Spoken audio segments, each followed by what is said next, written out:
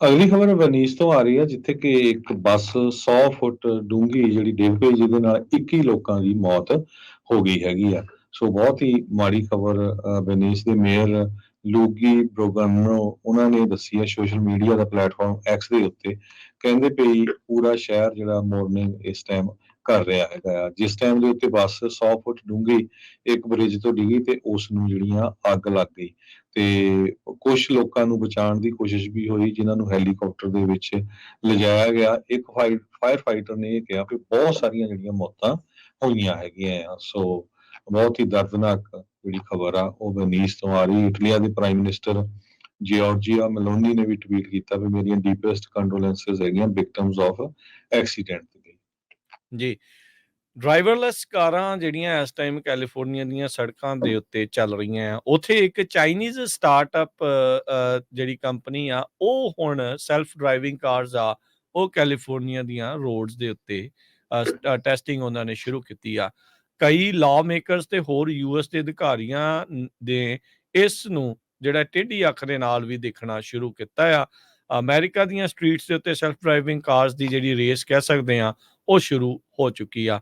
Chinese based companies ਕਹਿੰਦੇ ਵੀ ਉਹਨਾਂ ਨੇ hundreds and thousands of test miles California ਦੇ ਰੋਡ ਦੇ ਉੱਤੇ ਪਿਛਲੇ ਕੁਝ ਸਾਲਾਂ ਦੇ ਵਿੱਚ ਕੀਤੇ ਨੇ। ਕੈਲੀਫੋਰਨੀਆ ਦੀ ਡੀਐਮਵੀ ਦਾ ਰੈਕਡ ਜਿਹੜਾ ਉਹ ਦੱਸਦਾ ਆ 40 ਕੰਪਨੀਆਂ ਦੇ ਕੋਲ ਲਾਇਸੈਂਸ ਨੇ ਅਜੇ ਆਟੋਨੋਮਸ ਵਹੀਕਲਸ ਨੂੰ ਕੈਲੀਫੋਰਨੀਆ ਦੇ ਵਿੱਚ ਟੈਸਟ ਕਰਨ ਦੇ ਲਈ, ਜਿਨ੍ਹਾਂ ਚੋਂ 10 ਅਜਿਹੀਆਂ ਕੰਪਨੀਆਂ ਨੇ ਜਿਹੜੀਆਂ ਚਾਈਨਾ ਬੇਸਡ ਨੇ। ਸਭ ਤੋਂ ਵੱਡਾ ਜਿਹੜਾ ਬਿਗੇਸਟ ਸ਼ੇਅਰ ਆ ਫੋਰਨ ਕੰਟਰੀਜ਼ ਦੀਆਂ ਜਿਹੜੀਆਂ ਕੰਪਨੀਜ਼ ਆ ਉਸ ਦੇ ਮੁਤਲਕ। ਜਰਮਨੀ, ਇਜ਼ਰਾਈਲ ਤੇ ਜਾਪਾਨ ਦੀਆਂ ਕੰਪਨੀਆਂ ਵੀ ਕੈਲੀਫੋਰਨੀਆ ਦੇ ਵਿੱਚ ਆਟੋਨੋਮਸ ਵਹੀਕਲਸ ਨੂੰ ਟੈਸਟ ਕਰ ਰਹੀਆਂ ਹੈਗੀਆਂ ਆ। ਉਧਰ ਇਸੇ ਦੇ ਨਾਲ ਹੀ ਸੰਬੰਧਿਤ ਹਰਜੋਤ ਸਿੰਘ ਜੀ, ਜੇ ਗੱਲ ਕਰਦੇ ਜਾਈਏ, ਅੱਜ ਇੱਕ ਆਟੋਨੋਮਸ ਕਾਰ ਨੇ ਬੀਬੀ ਨੂੰ ਜਿਹੜਾ ਉਹ ਥੱਲੇ ਦੇ ਦਿੱਤਾ ਸੈਨ ਫਰਾਂਸਿਸਕੋ ਦੇ ਵਿੱਚ। ਸੋ ਹੁਣ ਉਹ ਇੱਕ ਨਵਾਂ ਵਿਵਾਦ ਜਿਹੜਾ ਆ ਉਹ ਇਸ ਦੇ ਕਰਕੇ ਛਿੜ ਚੁੱਕਾ ਆ ਵੀ ਇਹ ਕਿੰਨੇ ਕੁ ਸਫਲ ਨੇ, ਕਿੰਨੀਆਂ ਕੁ ਸਕਸੈਸਫੁਲ ਜਿਹੜੀਆਂ ਉਹ ਰਹਿਣ ਵਾਲੀਆਂ। ਕਹਿੰਦੇ ਵੀ ਕਈ ਘੰਟਿਆਂ ਤੱਕ ਉਹ ਬੀਬੀ ਇਸ ਦੇ ਵਿੱਚ ਫਸੀ ਰਹੀ। ਸੋ ਇਹ ਹੁਣ ਨਵੀਂ ਸਥਿਤੀ ਜਿਹੜੀ ਉਹ ਬਣੀ ਹੈ। ਡਰਾਈਵਰ ਜਿਹੜੀ ਆ ਦੱਸਿਆ ਜਾ ਰਿਹਾ ਆ ਵੀ ਕਰੂਜ਼ ਜਿਹੜੀ ਕੰਪਨੀ ਦੀ ਇਹ ਕਾਰ ਜਿਹੜੀ ਉਹ ਸੀਗੀ, ਜਿਸ ਦੇ ਦੁਆਰਾ ਇਹ ਐਕਸੀਡੈਂਟ ਵਾਪਰਿਆ। ਅਗਲੀ ਖਬਰ ਵਨੀਸ ਤੋਂ ਆ ਰਹੀ ਹੈ, ਜਿੱਥੇ ਕਿ ਇੱਕ ਬੱਸ 100 ਫੁੱਟ ਡੂੰਘੀ ਜਿਹੜੀ ਡਿੱਗ ਪਈ, ਜਿਹਦੇ ਨਾਲ 21 ਲੋਕਾਂ ਦੀ ਮੌਤ ਹੋ ਗਈ ਹੈਗੀ ਆ। ਸੋ ਬਹੁਤ ਹੀ ਮਾੜੀ ਖਬਰ ਵਨੀਸ ਦੇ ਮੇਅਰ ਲੂਗੀ ਬ੍ਰੋਗਾਨੋ ਉਹਨਾਂ ਨੇ ਦੱਸੀ ਹੈ ਸੋਸ਼ਲ ਮੀਡੀਆ ਦਾ ਪਲੇਟਫਾਰਮ ਐਕਸ ਦੇ ਉੱਤੇ।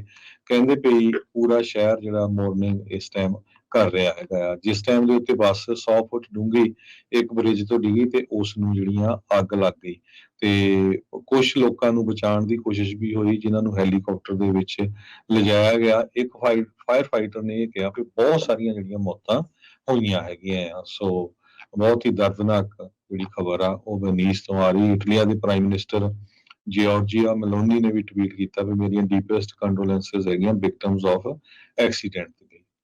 ਜੀ, ਡਰਾਈਵਰਲੈਸ ਕਾਰਾਂ ਜਿਹੜੀਆਂ ਇਸ ਟਾਈਮ ਕੈਲੀਫੋਰਨੀਆ ਦੀਆਂ ਸੜਕਾਂ ਦੇ ਉੱਤੇ ਚੱਲ ਰਹੀਆਂ ਆ। ਉੱਥੇ ਇੱਕ ਚਾਈਨੀਜ਼ ਸਟਾਰਟਅਪ ਜਿਹੜੀ ਕੰਪਨੀ ਆ, ਉਹ ਹੁਣ ਸੈਲਫ ਡਰਾਈਵਿੰਗ ਕਾਰਸ ਆ, ਉਹ ਕੈਲੀਫੋਰਨੀਆ ਦੀਆਂ ਰੋਡਸ ਦੇ ਉੱਤੇ ਟੈਸਟਿੰਗ ਉਹਨਾਂ ਨੇ ਸ਼ੁਰੂ ਕੀਤੀ ਆ।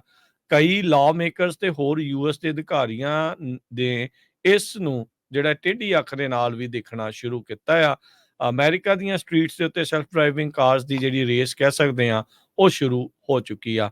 ਚਾਈਨੀਜ਼ ਬੇਸਡ ਕੰਪਨੀਜ਼ ਕਹਿੰਦੇ ਵੀ ਉਹਨਾਂ ਨੇ hundreds and thousands of test miles California ਦੇ ਰੋਡ ਦੇ ਉੱਤੇ ਪਿਛਲੇ ਕੁਝ ਸਾਲਾਂ ਦੇ ਵਿੱਚ ਕੀਤੇ ਨੇ। ਕੈਲੀਫੋਰਨੀਆ ਦੀ ਡੀਐਮਵੀ ਦਾ ਰੈਕਡ ਜਿਹੜਾ ਉਹ ਦੱਸਦਾ ਆ 40 ਕੰਪਨੀਆਂ ਦੇ ਕੋਲ ਲਾਇਸੈਂਸ ਨੇ ਅਜੇ ਆਟੋਨੋਮਸ ਵਹੀਕਲਸ ਨੂੰ ਕੈਲੀਫੋਰਨੀਆ ਦੇ ਵਿੱਚ ਟੈਸਟ ਕਰਨ ਦੇ ਲਈ, ਜਿਨ੍ਹਾਂ ਚੋਂ 10 ਅਜਿਹੀਆਂ ਕੰਪਨੀਆਂ ਨੇ ਜਿਹੜੀਆਂ ਚਾਈਨਾ ਬੇਸਡ ਨੇ।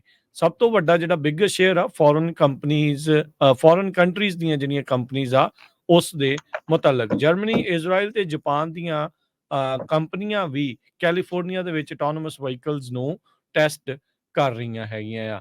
ਉਧਰ ਇਸੇ ਦੇ ਨਾਲ ਹੀ ਸੰਬੰਧਿਤ ਹਰਜੋਤ ਸਿੰਘ ਜੀ, ਜੇ ਗੱਲ ਕਰਦੇ ਜਾਈਏ, ਅੱਜ ਇੱਕ ਆਟੋਨੋਮਸ ਕਾਰ ਨੇ ਬੀਬੀ ਨੂੰ ਜਿਹੜਾ ਉਹ ਥੱਲੇ ਦੇ ਦਿੱਤਾ ਸੈਨ ਫਰਾਂਸਿਸਕੋ ਦੇ ਵਿੱਚ।